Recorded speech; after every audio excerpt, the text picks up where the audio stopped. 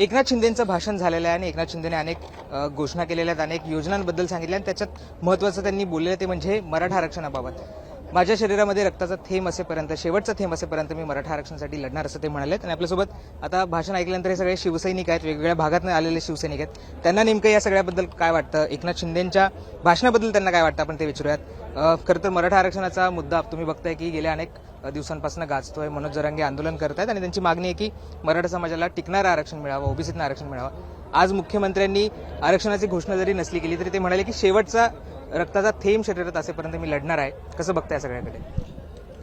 जर मराठ्यांना आरक्षण मिळणार असेल तर ते सन्माननीय महाराष्ट्र राज्याचे संवेदनशील मुख्यमंत्री एकनाथजी शिंदे साहेबच देऊ शकतील.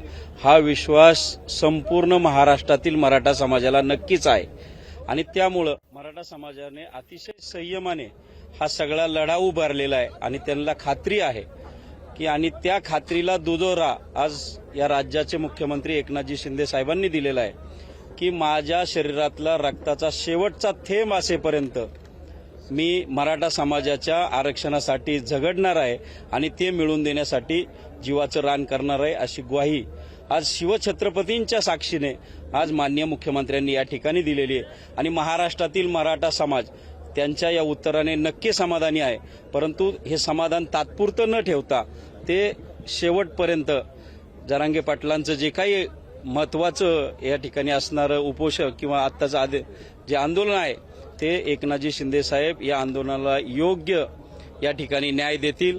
केंद्रामध्ये आज विचारांचं सरकार आहे, राज्यामध्ये आहे आणि योग्य मध्य काढून या ठिकाणी ते मराठा समाजाला न्याय देतील अशी आमच्यासारख्या सर्व मराठा समाजातील युवकांना नक्की या ठिकाणी खात्री वाटते. एकनाथ शिंदे म्हणाले की जी समिती नेमली आहे ती योग्य काम करते आहे आणि आम्ही आरक्षण मराठा समाजाला देऊ, त्यासाठी प्रयत्न करू, शेवटपर्यंत प्रयत्न करू. पण जे मनोज जरांगे मागणी करते की आम्हाला ओबीसीचं सर्टिफिकेट द्या, त्यांचा अल्टिमेटम आज संपतोय. उद्यापासून त्यांनी पुन्हा एकदा उपोषणाची घोषणा केलेली आहे. अल्टिमेटम जरी संपत असलं तरी अजूनही राज्य सरकारकडनं असं कुठलंही ठोस आश्वासन नाहीये. शेवटी कायद्याला बघूनच सरकारला आश्वासनं द्यावी लागतील आणि आता आजच साहेबांनी या ठिकाणी जाहीर केलं की सुप्रीम कोर्टामध्ये आता आपल्याला दरवाजा एक मिळालेली एक खिडकी आणि त्यामुळे मला असं वाटतं की 100% आरक्षण हे मिळणार आहे.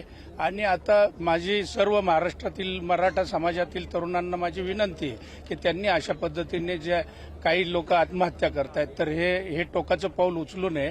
आमचे महाराष्ट्राचे मुख्यमंत्री एकनाथभाई शिंदे सातारा जिल्ह्याचे सुपुत्र 100% या महाराष्ट्राला न्याय देतील, मराठा समाजाला न्याय देतील. तसेच इतर जे समाज आरक्षणासाठी भांडतायत त्या कुठल्याही आरक्षणाला धक्का न लावता धनगर समाजाला देखील आरक्षण देतील याची मला खात्री आहे.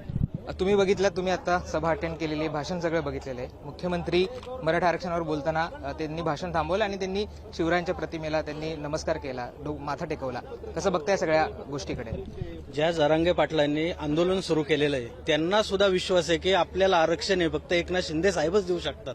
त्यांना जर एवढा विश्वास आहे तर आम्हाला तर त्यांच्यापेक्षा जास्त विश्वास आहे की मराठा समाजाला आरक्षण हे फक्त आणि फक्त एकनाथ शिंदे साहेबच देते, एवढा पूर्ण विश्वास आहे. पण आज कुठलं आश्वासन त्यांनी दिलं नाही. कारण मी जसं म्हटलं की अल्टिमेटम संपलेला आहे जरांगेंचा. ते म्हटले की आम्हाला कुणबी सर्टिफिकेट द्या, आम्हाला ते दुसरं कुठलंही आरक्षण नको आहे, आम्हाला वेगळं आरक्षण नका देऊ, आम्ही कुणबीच आहोत, आम्हाला फक्त सर्टिफिकेट द्या आणि आम्हाला आरक्षण द्या.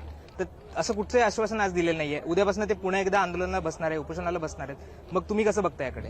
सरकार हे अभ्यासपूर्ण आरक्षण द्यायला बघतंय की कोणत्याही जातीपातीवरती अन्याय न होता मराठा समाजाला कायद्याच्या कचाट्यात टिकेल असं आरक्षण, कायद्याच्या चौकटीत बसेल असं आरक्षण देण्याचा प्रयत्न करतोय. तर त्याला थोडा वेळ लागेल पण ते पूर्णतः मिळेल आणि ते कायद्यात सुद्धा टिकेल. बाबा, आज बघितलं तुम्ही भाषण एकनाथ शिंदेंचं, काय वाटलं तुम्हाला? कुठला महत्वाचा मुद्दा वाटला? मला एकनाथभाई शिंदेनं जे काही निश्चितपणाने रक्ताच्या थेंबातून मी पूर्ण केल्याशिवाय मागे सरणार नाही, हटणार नाही हे त्यांनी अगदी जाहीर केले आणि ते आम्हाला त्याची खात्री आहे आणि ते करणारच पूर्ण. तुमची काय आता मागणी? खरं तर पुन्हा एकदा हा लढा असणार आहे. क्युरेटिव्ह पिटिशन दाखल झालेली आहे, त्याच्यावर परत त्याची सुनावणी होईल, परत जो समिती आहे त्याचा अहवाल येईल. ह्याला वेळ लागेल, प्रोसेस लागेल. पण दुसरीकडे आरक्षणाची मागणी तेवढीच तीव्र होतीये. लगेच द्या आरक्षण असं म्हटलं जात आहे. मागणी कुठेही मागे झालेली नाहीये, परंतु कुठली ठोस पाऊल तरी आता दिसत नाहीये. नाही, अगदी हे जरी खरं असलं तरी मराठा समाजाला खात्री आहे आणि खात्रीचं आरक्षण देण्याची क्षमता माननीय महाराष्ट्र राज्याचे मुख्यमंत्री एकनाथजी शिंदे साहेब आहे यांच्यामध्ये आहे.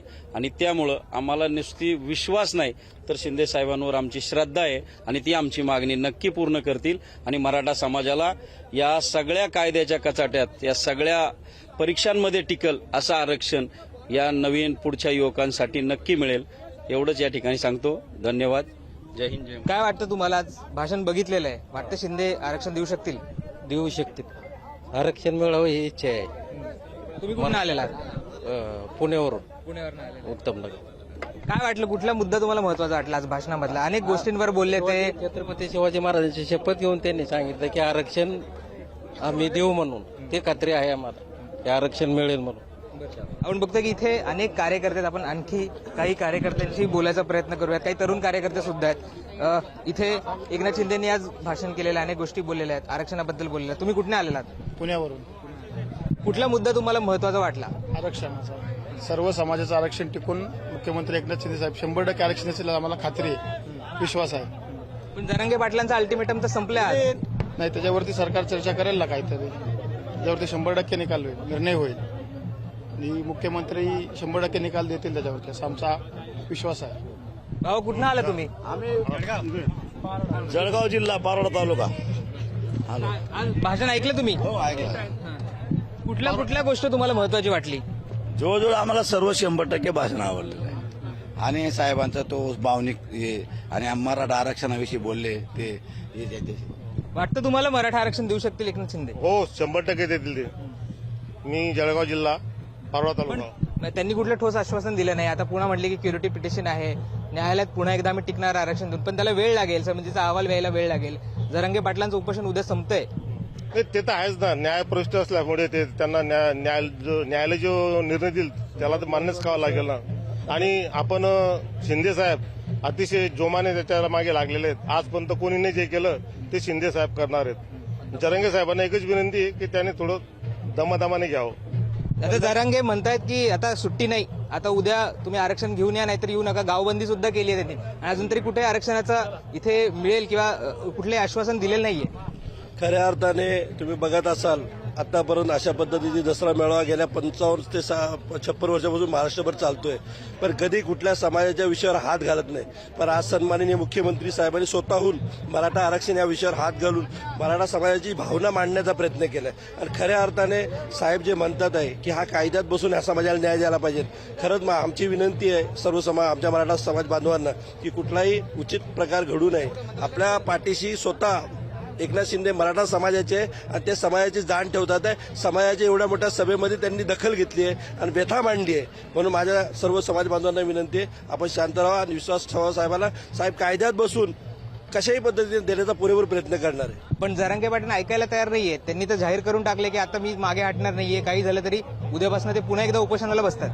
खऱ्या अर्थाने त्यांची भावनाही बरोबर आहे, राईट आहे. कारण ते बघतात, आम्ही स्वतः बघतोय प्रत्येक जिल्ह्यामध्ये लाखाची सभा, 2-2 लाखाची, 5-5 लाखाची सभा, प्रत्येक तालुक्यात सभा आणि हजारो लोक त्यांच्या पाठीशी उभे आहे. आणि आज ही खऱ्या अर्थाने एक जनजागृती आमच्यामध्ये मोठ्या प्रमाणात झाली आहे आणि ते बरोबर आहे. आज आम्हाला कुठेतरी वाटतंय की 2, 4, 8, 10 लोकांचं तुम्ही ऐकतात, मग लाखाच्या लोकसंख्येने असं आमचं काय ऐकत नाही. खऱ्या अर्थाने ते पण कुठेतरी कायद्या नियमात ते नीट बसवण्याचा प्रयत्न चाललाय आणि तो टिकण्याचा प्रयत्न चाललाय. आणि खऱ्या अर्थाने शिंदेसाहेब ते करणार आहे. आम्हा सर्व महाराष्ट्रातल्या सर्व मराठी माणसांना आणि मराठा समाजाला पूर्णपणे विश्वास आहे. तर हे शिवसैनिकांची मतं होती. एकनाथ शिंदेने त्यांच्या भाषणामध्ये सांगितलेले की आम्ही मराठा आरक्षण हे राज्य सरकार देईल, माझ्या शरीरामध्ये रक्ताचा शेवटचा थेंब असेपर्यंत मी मराठा आरक्षण देण्यासाठी प्रयत्न करीन, तुम्ही आत्महत्या करू नका, तुम्ही कुठल्याही टोकाचं पाऊल उचलू नका असं ते म्हटले आहेत. आपण काही शिवसैनिकांची बोललो, त्यांना विश्वास आहे की एकनाथ शिंदे त्यांना मराठा आरक्षण देऊ शकतील आणि तेच येत्या काळामध्ये हा जो प्रश्न आहे, हा जो आरक्षणाचा जो मुद्दा आहे तो सोडवू शकतील. त्यामुळे आता येत्या काळामध्ये काय होतं हे बघणं महत्वाचं असणार आहे. खरं तर जरांगे पाटलांचं जे अल्टिमेटम दिलं होतं 40 दिवसांचा, तो आज संपतोय. उद्यापासून ते पुन्हा एकदा उपोषणाला बसतील असं ते काल पत्रकार परिषदेमध्ये म्हटले होते. आता एकनाथ शिंदेचं भाषण झाल्यानंतर ते काय भूमिका घेतात, उद्यापासून ते पुन्हा उपोषण सुरू करतात की एकनाथ शिंदेंनी दिलेले आश्वासन घेऊन ते आता उपोषण मागे घेतात, हे पाहणं महत्वाचं असणार आहे. आझाद मैदानातून कॅमेरा पर्सन साई प्रसादसह राहुल गायकवाड, मुंबईत.